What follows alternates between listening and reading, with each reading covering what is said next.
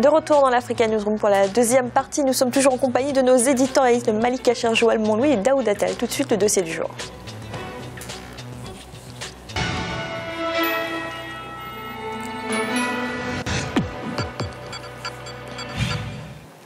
La libre circulation des personnes et des biens constitue une problématique importante au sein de la communauté économique et monétaire de l'Afrique centrale. Il y a plus d'un mois, les chefs d'État des pays membres ont supprimé le visa pour les citoyens de la sous-région.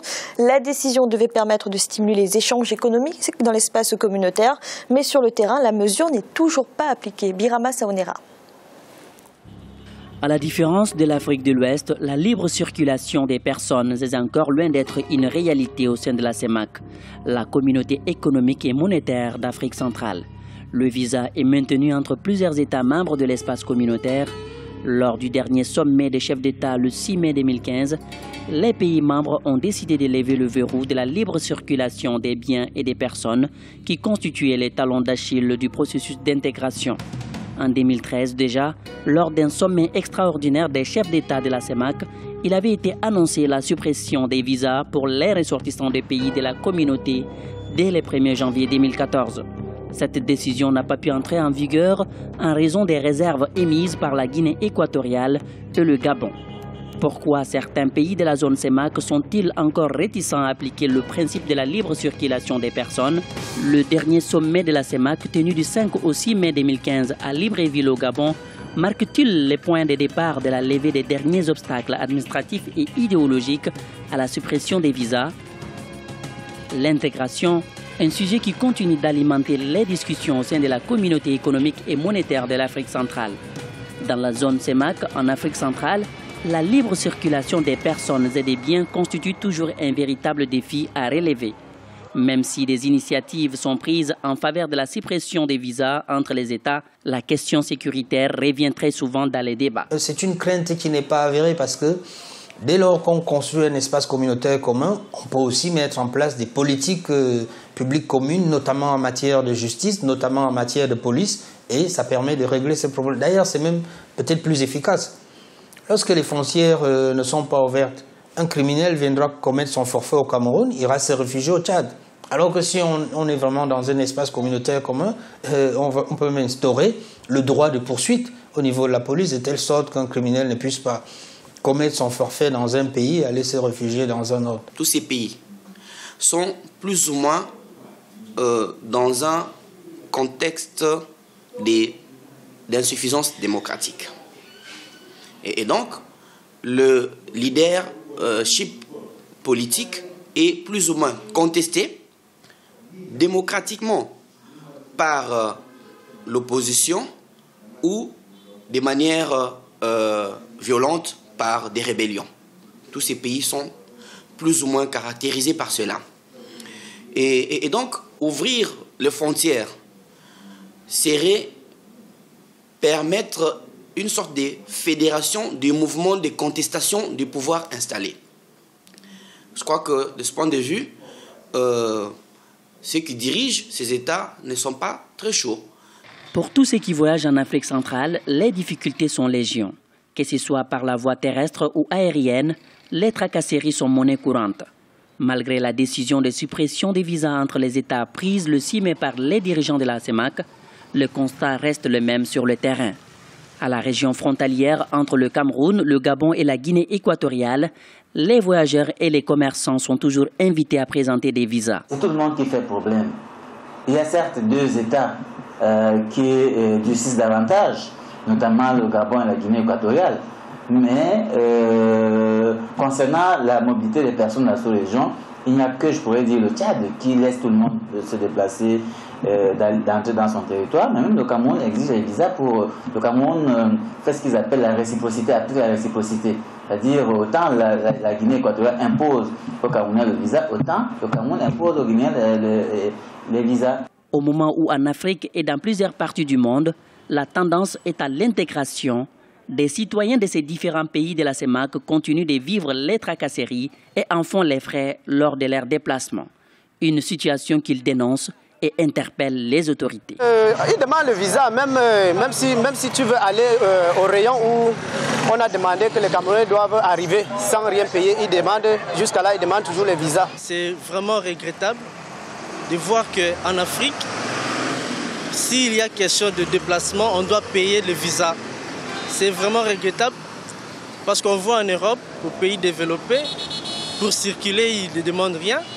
Mais ici, ils demandent des visas. Lors de la 12e session du sommet de la CEMAC, qui s'est déroulée du 5 au 6 mai à Libreville, les dirigeants des 6 pays de la zone franc d'Afrique centrale ont pris la décision de retirer immédiatement l'obligation des visas pour les citoyens de la région. Cependant, la mesure n'a toujours pas été mise en œuvre au niveau des différentes frontières. On a suivi qu'on a déjà signé, mais ça ne se réalise pas encore parce que même pour entrer, même seulement à 3 km de la frontière, il faut payer 2000 à la chaîne pour traverser. Pour beaucoup d'observateurs, un problème de volonté politique se pose dans la bonne marche de l'intégration dans cette partie de l'Afrique. Ils estiment que des efforts doivent être consentis de tous les côtés, notamment par les populations de la CEMAC, pour exiger la libre circulation des personnes et de leurs biens. C'est les citoyens qui doivent imposer la libre circulation des personnes et des biens. Pour nous, il est évident que ça va encore durer quelque temps. Nous, peuple, nous demandons simplement que les politiciens, les politiques, qu'ils revoient un peu cette manière de faire les choses.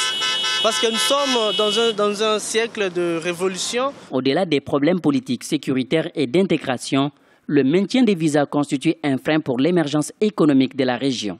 Certains pays de la CEMAC pensent qu'ils seront envahis s'ils ouvraient leurs frontières.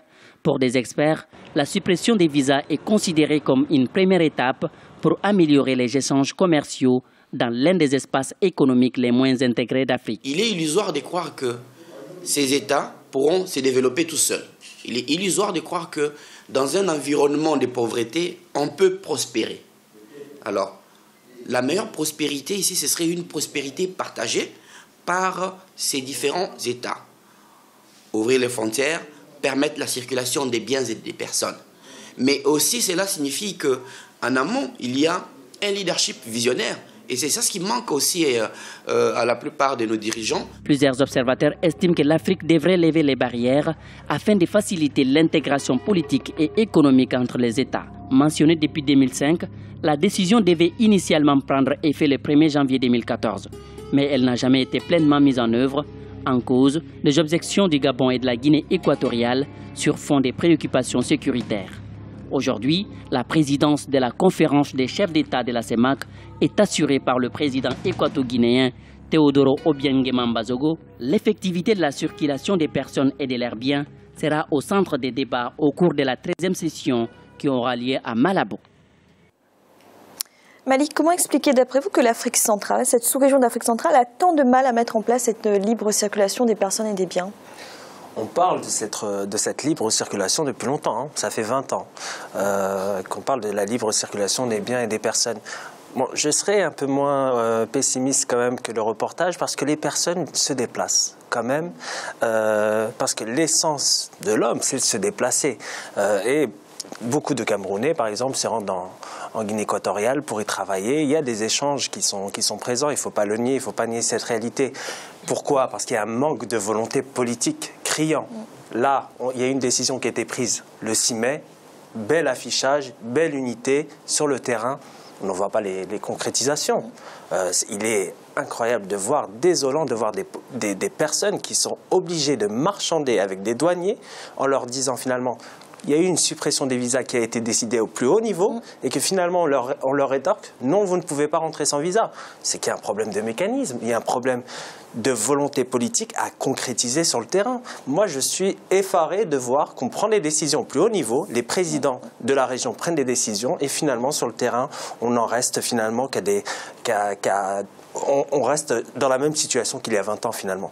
Ça, c'est déplorable. J'espère que les présidents de cette région vont prendre conscience de cela parce que ça ne peut être que bénéfique pour la région, tant sur le plan économique que sur le plan culturel. Nous sommes dans une ère culturelle unifiée dans cette zone. Donc je pense que voilà, il faut que les présidents prennent conscience des atouts de cette sous-région de la CEMAC. Joël, est-ce que vous comprenez les réticences de certains États à appliquer cette suppression du visa ? On va dire en tout état de cause qu'on les entend. Les vraies problématiques que l'on retrouve, ce sont comme toujours, les pays riches qui s'inquiètent, pays riches de surcroît avec une petite population, qui s'inquiètent de voir arriver un nombre important de populations qui, elles, sont sans le sou. Donc effectivement, la problématique se situe à ce niveau. Là où on peut s'étonner, c'est que ce problème, on le sait depuis longtemps. Comme vous l'indiquiez justement, dès le 1er janvier 2014, cette mesure aurait dû être effective. Donc on peut s'étonner de cette annonce, parce que finalement, c'est un effet d'annonce sans penser à la concrétisation sur le terrain et donc à cette fameuse période de transition qui arrive généralement et quasi systématiquement pour permettre justement une mise en œuvre effective sur le terrain de la règle annoncée. Daouda, outre l'argument pays riche, pays pauvre, on va dire, il y a aussi l'argument sécuritaire qui est avancé. Est-ce que c'est un argument qui se tient ? Non, cet argument ne me semble pas forcément tenir la route, on va dire, parce que, bon, on voyage avec un passeport. Là, on dit qu'on supprime les visas, ça ne veut pas dire qu'on supprime les passeports.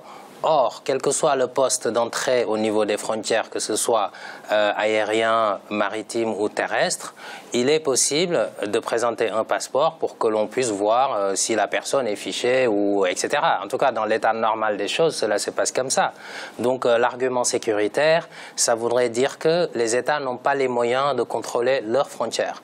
Et donc ça, c'est quand même un aveu d'échec où ce sont les États faillis qui ne peuvent pas contrôler leurs frontières.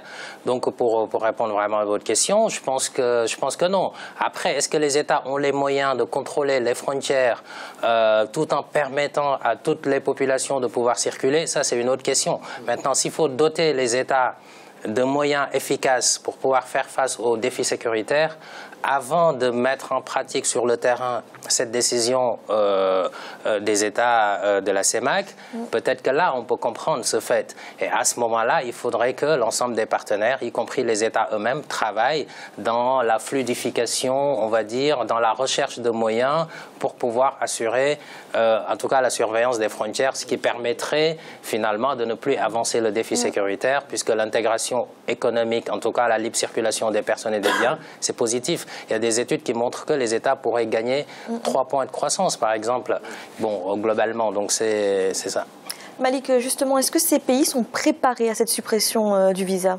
Je pense que oui, je pense qu'on est dans des économies qui sont complémentaires. Il ne faut pas voir cette suppression des barrières comme un problème de concurrence entre les États. Bien sûr, il y a une concurrence entre les États, c'est normal sur le plan économique, mais il y a des bels effets de complémentarité qui peuvent survenir si on libère justement les initiatives. Pourquoi empêcher, pourquoi entraver le déplacement de professionnels pour aller d'une région à une autre qui ne se trouvent pas dans le même pays et pourtant des professionnels qui voudraient investir. Voilà, il y a des investisseurs, par exemple, je prends un exemple, de la Guinée équatoriale qui aimerait investir au Cameroun plus facilement sans avoir ces entraves. Je voudrais juste dire une chose par rapport à cela. Très bien, la libre circulation des personnes, on met un peu la charrue avant les bœufs, comme je l'ai dit précédemment. Pourquoi? Parce qu'on n'a pas aussi densifié le réseau routier, le réseau ferroviaire. Ça aussi, c'est un grand chantier pour permettre à cette zone économique de la CEMAC d'émerger. Déjà, faisons cela. Je ne dis pas qu'il ne faut pas faire la libre circulation des personnes, mais une zone homogène, ça se construit par étapes. Et je pense que là, la première étape, c'est justement construire des infrastructures de qualité, justement pour dynamiser ces économies. Il y a des économies des pays de la CEMAC, il y a des États de la zone CEMAC qui ont des échanges plus importants avec d'autres pays, par exemple de l'Union européenne, qu'avec un pays de la même zone. C'est pas compréhensible.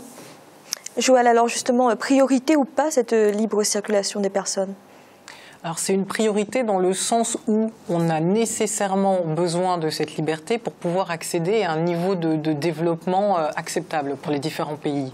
En plus, alors ça c'est un autre élément qui va avec la question sécuritaire et qui est un petit peu le pendant de l'Europe, qui faisait partie d'un des motifs pour lesquels l'Union européenne avait effectivement été envisagée.